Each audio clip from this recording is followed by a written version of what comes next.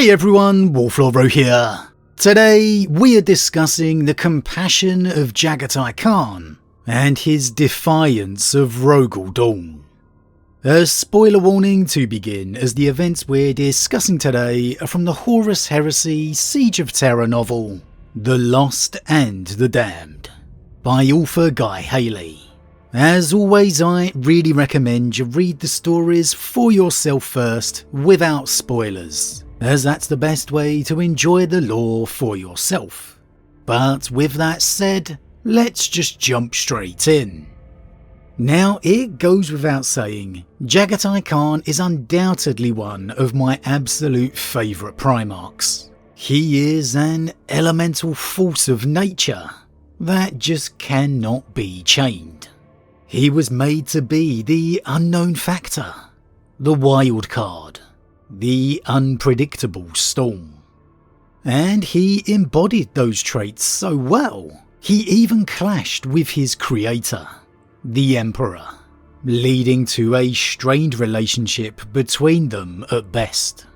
It was a distance that, even had the Emperor fearing Jaghatai, would too turn to the traitor side, align himself with the War Master. Yet, as we know, he didn't. He remained loyal to the Emperor and to his oath, and thus the White Scars would stand upon the walls when the traitor forces descended. But it wasn't easy for Jaghatai, to say the least. Though there was no question he had chosen right, his personality was very different to that of his brothers, especially Rogal. It bridled Jaghatai to wait on Terra for the enemy to arrive, to defend, to try and hold out in a siege for as long as they could, and not ride out to meet the enemy.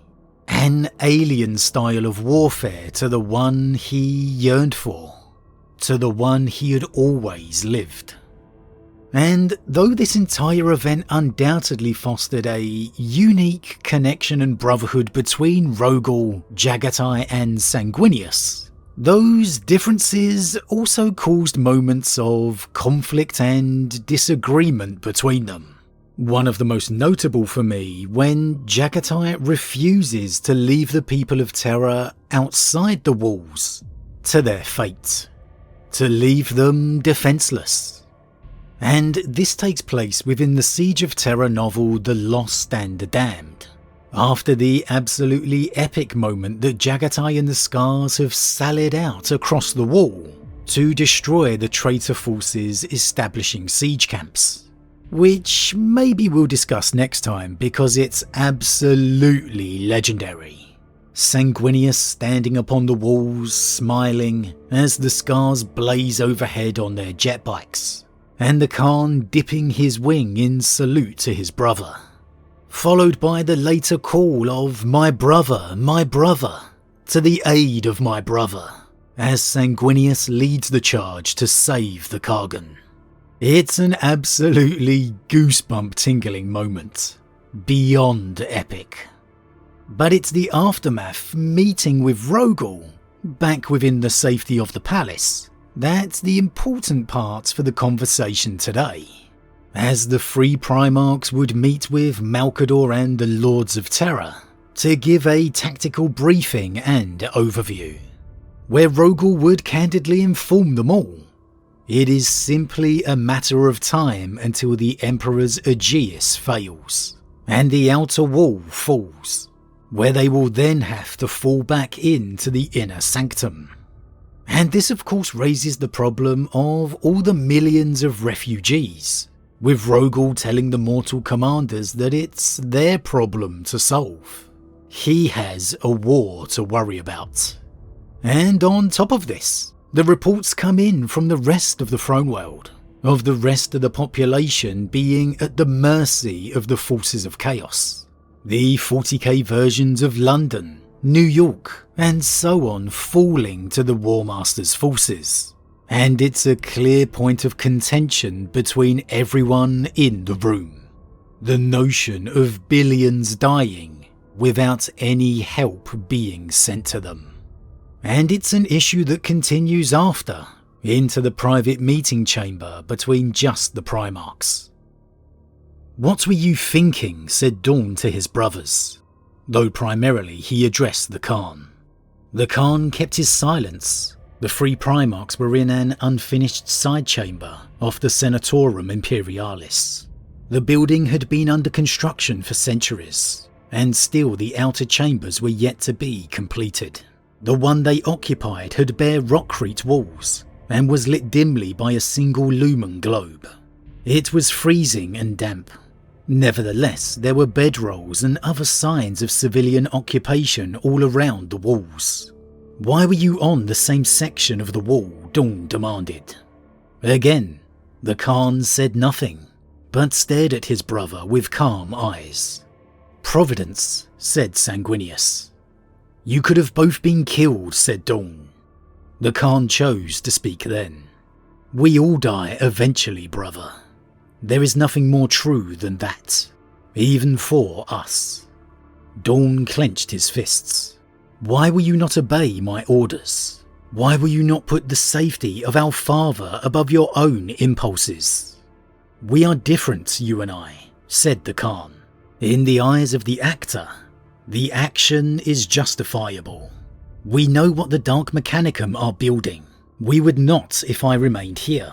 Intelligence in war is the mightiest weapon." "I had already accurately deducted what was there," said Dorn irritably. "Then I have removed uncertainty from your calculations." The Khan gave his brother a wide smile. "I thought you would appreciate that." Dorn placed his fists upon a workbench. The bench was a crude thing, plasteel sheets bolted to scaffold pole legs. The surface was neatly arrayed with tools. He stared at them in silence. They were covered with the dust of neglect and left perfect outlines where the curious refugees had moved them. "No more risks," he said. "Either of you. Can you imagine the blow to morale alone if one of you died?" "I am sorry, my brother, but I am going to disappoint you again," said the Khan. Dorn turned around so quickly the tools rocked. "Do not take your legion away," said Dorn. "I forbid it." You've got to feel for Rogal here. He's trying his best. He's got the weight and pressure of the Emperor's survival on his shoulders, the constant demands of the siege, and he's constantly having to deal with the Khan's insubordination. You can just feel his exasperation in that, "Why will you not obey my orders? Why will you not put the safety of our father over your own impulses?" And that's exactly how Dorn sees it, as compromising the Emperor's safety. That every time Jaghatai disobeys him, it's a risk, an action out of Rogal's calculations. But it's not something done maliciously, out of anger, as can be seen by Jaghatai's calm demeanour and his direct response. It's just that they fundamentally view the world differently. Exactly the same situation as earlier in the Heresy, as when Rogal contended with Russ and his desire to leave the Throneworld to face the War Master. Jaghatai here has done his best to abide by Rogal, to listen to him. But there are moments he has to take his own actions because he knows it's the right move to make, as solidly and completely as Rogal knows his. And Rogal's not wrong when he talks about the blow to morale if either of them fell. Regardless of the loss of their physical ability, the presence of them no longer being there would be absolutely catastrophic to the wider army. Even more so than Rogal, because it's the Khan and the Angel who are the visible beacons upon the wall. And this disagreement is another encapsulation of the differences of the Primarchs. Rogal speaks in terms of the blow to morale, because that's where his mind instinctively goes. The war zone of calculations. But don't mistake for a second that there's not concern for his brothers there too, even Jaghatai, with whom he is disagreeing. And it speaks to how well the brothers have come to know each other, that as soon as Jaghatai mentions disappointing Rogal again, Rogal immediately wheels around and tells him, "Do not take your legion away. I forbid it." Because there's just that part of him that knows exactly what Jaghatai intends. That's exactly what Jaghatai is going to do. The Khan held his eye. "You heard the High Lords. The people of Terra are dying. You are sacrificing the population of this world," he said. "It is pragmatism, I know. You present a cold face to the world, brother. But your heart does not match it. You know this is not right. If we cannot protect the men and women of mankind's cradle, how can we claim the best interests of humanity are at the centre of what we do? You have known of my strategy since you returned to the Throneworld, brother," said Dorn. The shocking white of his hair accentuated the paleness of his face in the dimly lit room. It seemed age had finally got its talons into him. "Your objections are noted, but at this late stage meaningless. You shackle me to the palace with too short a chain," said the Khan. "We fought the Great Crusade to free humanity, not to sacrifice it." Dorn nodded once, though not in agreement. He rested his hand on his sword hilt. "Jaghatai, I understand. I feel your anguish that mortal men and women suffer to ensure our father survives. But war is a calculation, this one more than all the others. Life cannot be measured in absolute terms any longer. Every death must be set against one consequence alone: how much time it can buy us. Time is the currency of this battle. We must hoard seconds like misers. Lives we have in abundance. They can and must be spent freely, regrettable as that is." And this is the core of the position Rogal has been placed in. The perfect description of how and why the siege of Terra takes such a toll on him. Even before that final encounter aboard the Vengeful Spirit. Because he's forced to rationalise and reason every death as a benefit of time. For all the brilliance of the Kargan and the Angel, their glorious feats of action, their sacrifices, no one paid a higher toll than the Praetorian. Those are the scars he has to live with forever. And Jaghatai knows this. He knows the siege will bit by bit break Rogal's soul. As he reveals with the line, "It is pragmatism, I know. You present a cold face to the world, brother, but your heart does not match it. You know this is not right." It's simply a mindset that Jaghatai can't comprehend, even with Rogal's continued appeals. That it's all part of Horus's test. That the true enemy, the legions, are about to come.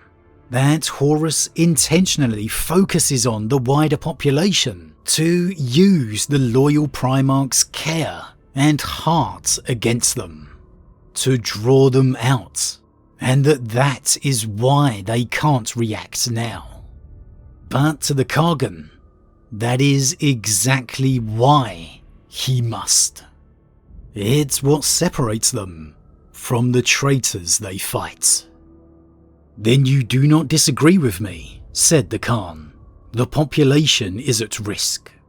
"I anticipated slaughter long ago," said Dorn, "and I regret that this chain of events come to pass. But we cannot respond to whatever provocation Horus presents to us. We cannot let ourselves be lured out.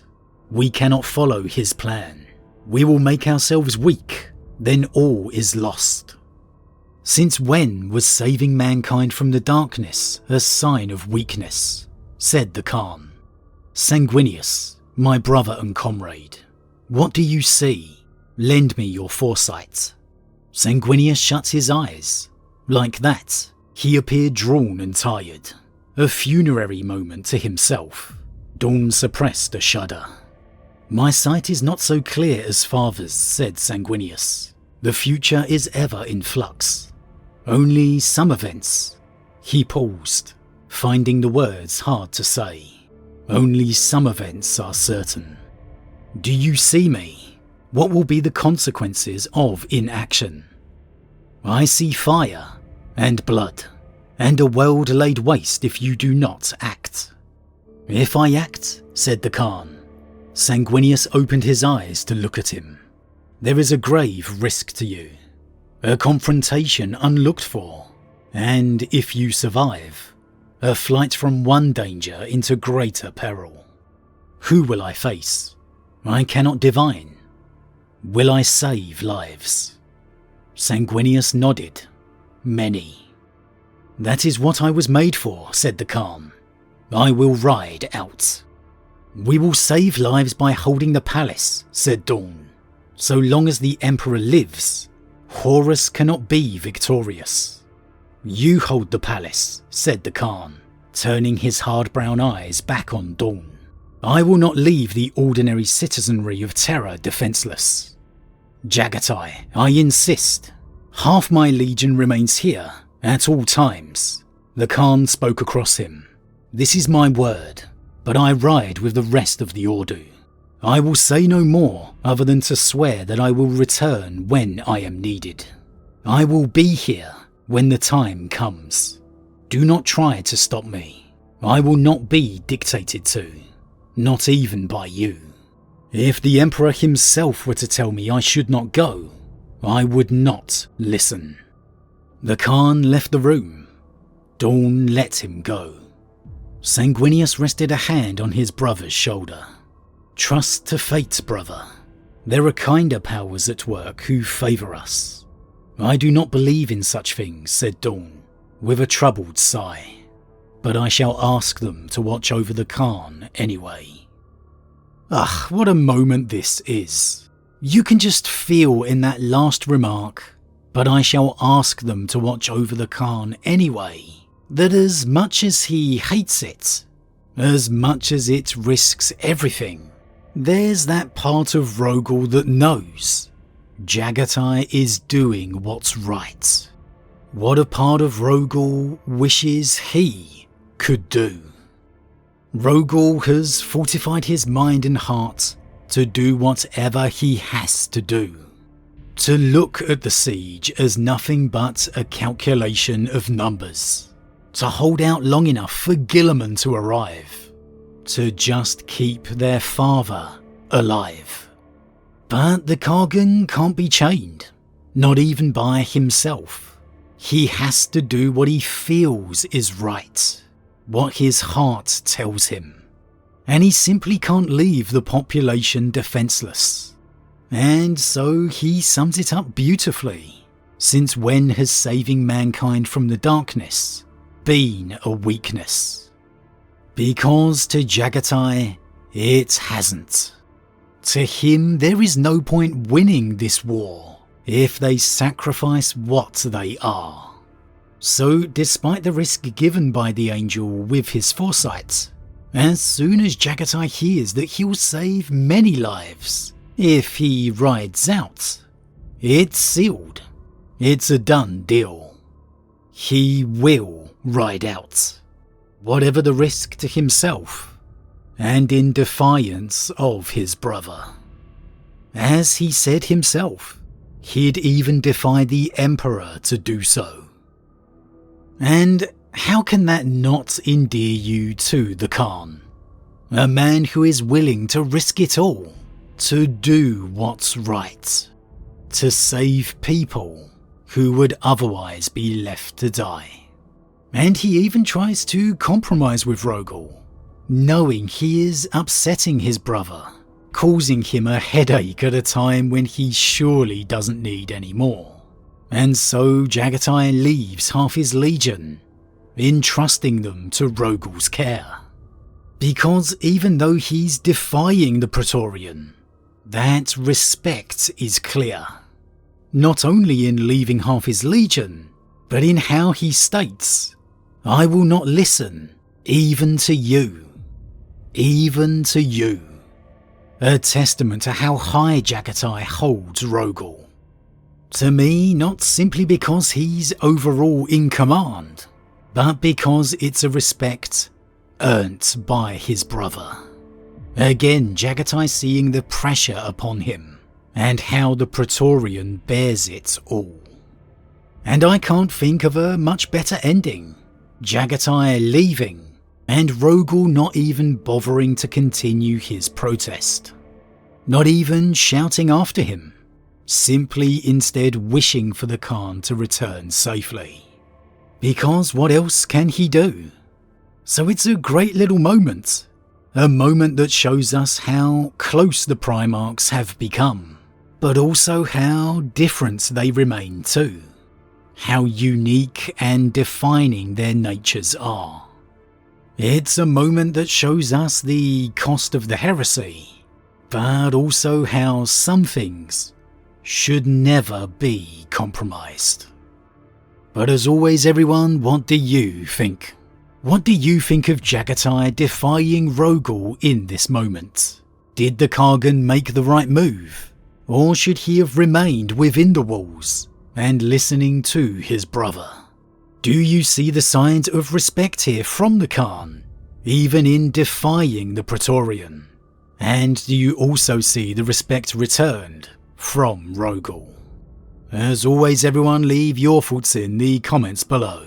A huge thank you to all my subscribers. Your support truly means a lot to me, it really does. If you're new, please consider subscribing to help the channel grow. And if you enjoyed this particular vid, then why not drop a like on it too? But with that said, I am off, and I'll see you all again real soon.